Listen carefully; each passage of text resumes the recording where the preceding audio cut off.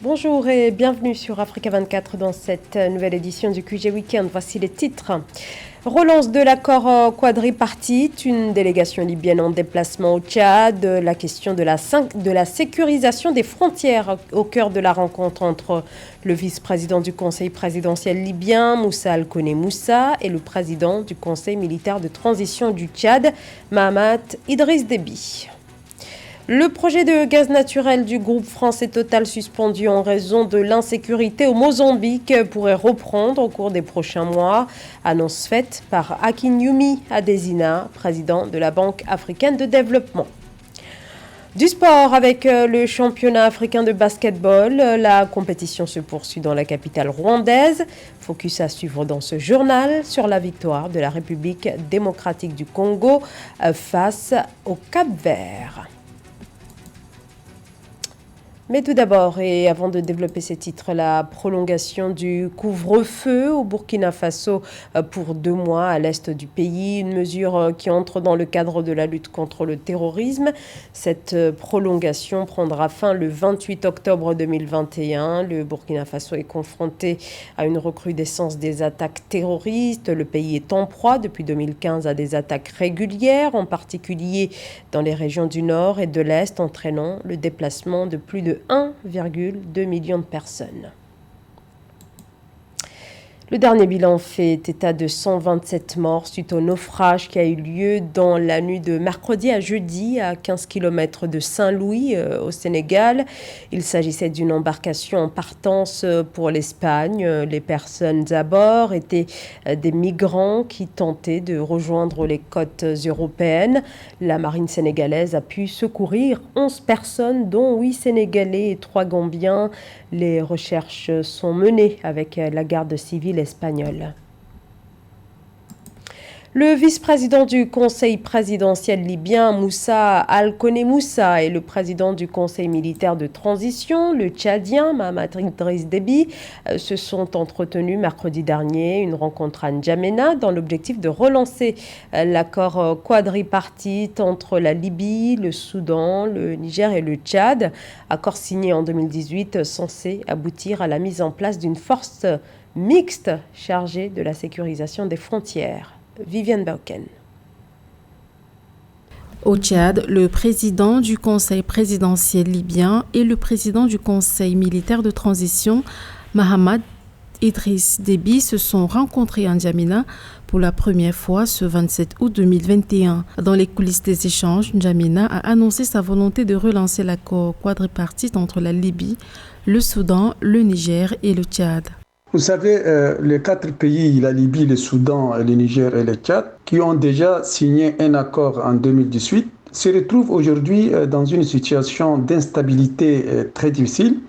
Donc maintenant, c'est l'occasion pour rendre opérationnel l'accord qui a été signé en 2018 et les 4 pays en ont vraiment besoin. Signé en 2018, cet accord quadripartite avait pour objectif de permettre la mise en place d'une force mixte pour la sécurisation des frontières. La sécurisation de la frontière tchado-libyenne est un véritable enjeu pour le Conseil militaire de transition tchadien. En avril 2021, c'est par cette frontière que le Front pour l'alternance et la concorde au Tchad étaient partis de Libye pour tenter de renverser les autorités de N'Djamena. Vous savez, il existe en Libye plus de 7000 hommes armés appartenant à des différents mouvements rebelles. Et le FACT qui a lancé une offensive en avril dernier et qui a coûté la mort du maréchal Déby est parti de la Libye. Maintenant, après le décès du maréchal, les nouvelles autorités veulent en finir avec cette menace qui plane à la frontière libyenne. Et ceci à travers le dialogue, la réconciliation, en même temps en activant l'accord sur la sécurité qui engage les 4 pays. Élément clé de la rencontre entre Mahamat Idriss Déby et Moussa Al-Koné, c'est la possibilité de se coordonner d'une manière bilatérale ou à travers des canaux secondaires. Désormais, en cas de violation sécuritaire ou de menaces concernant 2 pays parmi les 4, les 2 nations attaquées peuvent se coordonner.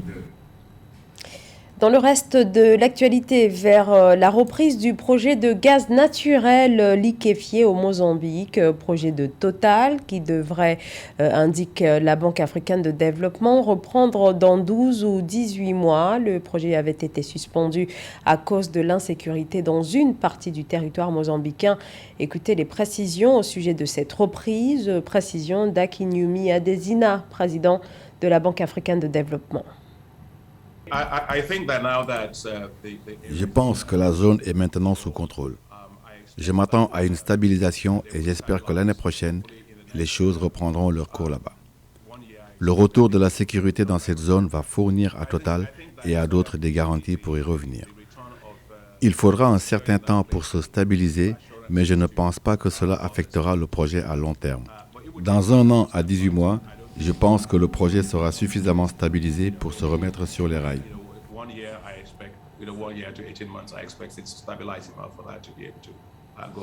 Le 27e congrès de l'Union postale universelle qui s'est ouvert le 9 août a refermé ses portes ce 27 août en Côte d'Ivoire. Le dernier jour s'est achevé avec notamment l'élection des nouveaux membres du conseil d'administration de l'Union postale universelle, l'UPU, qui s'est réuni cette année autour de la thématique de l'avenir du secteur postal face aux enjeux de la digitalisation. Amen Edji. C'était 3 semaines d'intenses travaux dédiés à l'avenir de la poste mondiale. Pour la première fois de l'histoire, l'Union postale universelle a organisé un congrès zéro papier, 100% digital, alliant présentiel et virtuel. Ouverte sur les couleurs de l'Afrique le 9 août, la rencontre de haut niveau s'est achevée ce 27 août. Elle a réuni 150 des 192 États membres de l'institution onusienne. Une prouesse rendue possible grâce aux opportunités de la digitalisation, thème phare de ces échanges. Ce congrès a pu être réalisé dans sa totalité de façon hybride, avec près de 900 personnes en présentiel et plus d'1 millier de personnes en ligne. Avec un taux de participation de 150 pays en présentiel, malgré la pandémie. Notre congrès fait donc partie des rares sommets de cette ampleur ayant pu se tenir dans le monde au cours de ces derniers mois. 18 traducteurs opérant directement depuis le siège de l'UPU à Berne en Suisse ont été mobilisés pour réussir ce nouveau pari scellé avec le digital. De la mise en place d'un dispositif sécuritaire et sanitaire averti à l'instauration d'un climat de consensus dynamique marquant la solidarité des États participants, la Côte d'Ivoire, pays hôte, a de main de maître subtilement déroulé la feuille de route de la stratégie postale des 4 prochaines années.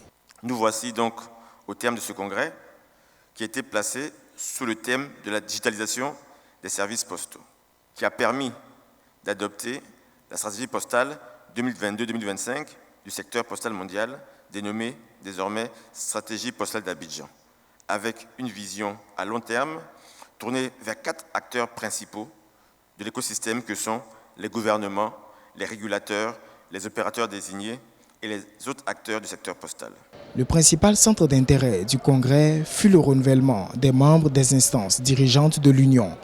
Au sortir de ce congrès, le Japon prend les rênes de l'Union et la Côte d'Ivoire cède sa place d'hôte aux Émirats arabes unis, premier pays au Moyen-Orient à accueillir le prochain rendez-vous. 87 ans après le premier congrès accueilli par un État africain, l'Égypte en 1934, la Côte d'Ivoire et toute l'Afrique ont fortement répondu à l'appel de la révolution postale en perspective. Le Centre de prévention et de contrôle des maladies souligne la nécessité de renforcer la coopération dans la lutte contre la pandémie de Covid-19.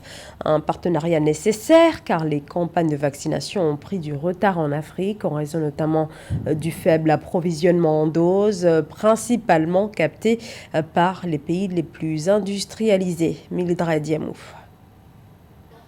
L'Afrique accélère sa campagne de vaccination face à une 3e et 4e vague de la pandémie de Covid-19 plus virulente. Alors que plusieurs pays africains signalent désormais ces vagues plus meurtrières sous l'effet des variants Alpha et Delta, le Centre africain de contrôle et de prévention des maladies Africa CDC continue d'encourager la population à s'atterrir massivement à la vaccination. Lançons tous une campagne sur ce que j'appelle un contrat social qui signifie que je suis vacciné pour me protéger, pour protéger mes proches et pour protéger ma communauté. Nous devons prendre nos responsabilités individuelles. Cette démarche nous aidera à connaître notre statut Covid-19 afin de prendre des mesures personnelles contre le virus. Ce contrat social est nécessaire actuellement. Les vaccins préviennent les maladies, les hospitalisations et les décès. Africa CDC annonce par ailleurs la formation de 1900 spécialistes de santé pour accompagner la riposte des pays africains qui connaissent une résurgence des virus Ebola et Marburg. L'institution a également signé le 25 août 2021 un accord avec la Fédération internationale de la Croix-Rouge et du Croissant-Rouge dans le but de renforcer l'approche communautaire contre les pandémies, les campagnes de dépistage et de vaccination. Nous ne pouvons pas empêcher l'apparition de maladies, mais nous pouvons prendre des mesures pour freiner leur propagation. Nous devrions, en tant que continent, renforcer notre système de santé dans les domaines du développement et de la main-d'œuvre, de la surveillance, des tests de laboratoire, et c'est ce genre de partenariats sur lesquels nous travaillons actuellement pour sauver des vies. En vue de sensibiliser sur l'importance de la coopération dans la lutte contre les maladies, Africa CDC va organiser les 1er et 3 novembre 2021 un programme spécial de santé. Selon les derniers chiffres de l'institution, au 26 août 2021, l'Afrique comptait 7,6 millions de cas confirmés, 6,7 millions de guérisons, soit 88% le taux de guérison et 191 000 décès. Le championnat africain de basketball se poursuit à Kigali au Rwanda et pour la journée du 26 août, la Centrafrique a battu la Guinée sur un score de 61-60, tandis que le Rwanda a dominé l'Angola et la République démocratique du Congo, elle, s'est relancée dans le groupe A en s'imposant face au Cap-Vert. On fait le point sur la compétition avec Mildred Yamou. Première victoire de la République démocratique du Congo lors de son deuxième match dans cette 30e édition de l'Afro-Basket 2021 qui se déroule à Kigali au Rwanda. Après sa défaite lors de sa rencontre inaugurale contre le Rwanda, pays hôte, le 24 août 2021, la République démocratique du Congo a battu le Cap-Vert le 26 août 2021 avec un score de 70 contre 66. Ce qui impressionne dans cet Afro-Basket 2021 pendant cette première semaine de compétition, c'est surtout le comportement des outsiders, ces petites équipes entre guillemets qui ne sont pas venues la fleur au fusil. Voyons nécessairement la poule A d'abord, la poule du pays hôte, le Rwanda, qui assure un carton plein. À la surprise générale, lors de la première journée, le Cap-Vert a battu l'Angola et derrière la RDC qui avait perdu son premier match a battu le même Cap-Vert. Ce qui surprend toute la planète basket et surtout en Afrique, c'est le comportement de l'Angola qui après 2 journées compte 0 victoire et 2 défaites. L'Angola, grandissime favori pour ce qui est du basketball au niveau continental, a déjà participé à plusieurs reprises aux Jeux Olympiques et à la Coupe du Monde, a remporté l'Afro-Basket à plusieurs reprises et aujourd'hui compte 0 points après 2 journées. Et dans cette poule, c'est le Rwanda qui est en tête. Et la RDC qui peut valider encore son ticket pour la suite de la compétition. Le Cap-Vert a déjà battu l'Angola lors de la première journée. C'est une poule vraiment impressionnante. La Centrafrique a pour sa part terminé victorieuse dans les dernières secondes du match face à la Guinée. Elle s'est imposée avec un score de 61 contre 60. Le Rwanda, pays hôte, a dominé l'Angola sur un score de 71 à 68. Cette première victoire de la Centrafrique lui permet de se relancer dans la course au 8e de finale, mais la Guinée devra battre l'Égypte ce 28 août 2021 pour espérer se qualifier. Mais derrière, regardez, c'est surtout la Tunisie qui assure et qui cartonne. C'est le tenant du titre. On voit aussi le Cameroun en grande difficulté. Premier match forfait, deuxième match défaite face à l'Ouganda. Le Cameroun qui est plus proche de la sortie que du second tour avec cette troisième rencontre face au Sénégal qui s'annonce ultra compliquée. L'Afro-Basket, c'est alléchant. C'est une compétition très alléchante cette édition 2021 avec des surprises, avec des performances historique pour ces petites équipes entre guillemets, mais c'est surtout les Cadors qui assurent et l'Angola en difficulté. On s'imagine la deuxième semaine qui risque d'être épique. Les Congolais vont disputer leur ticket de qualification pour les huitièmes de finale ce 28 août 2021 contre l'Angola. Le Rwanda, quant à lui, est déjà qualifié pour les huitièmes de finale. Le pays va confronter ce 28 août le Cap-Vert pour valider sa qualification pour les quarts de finale. C'est la fin de ce journal. Merci à vous de nous avoir suivis. Dans un instant, une nouvelle édition de l'actualité sur Africa 24.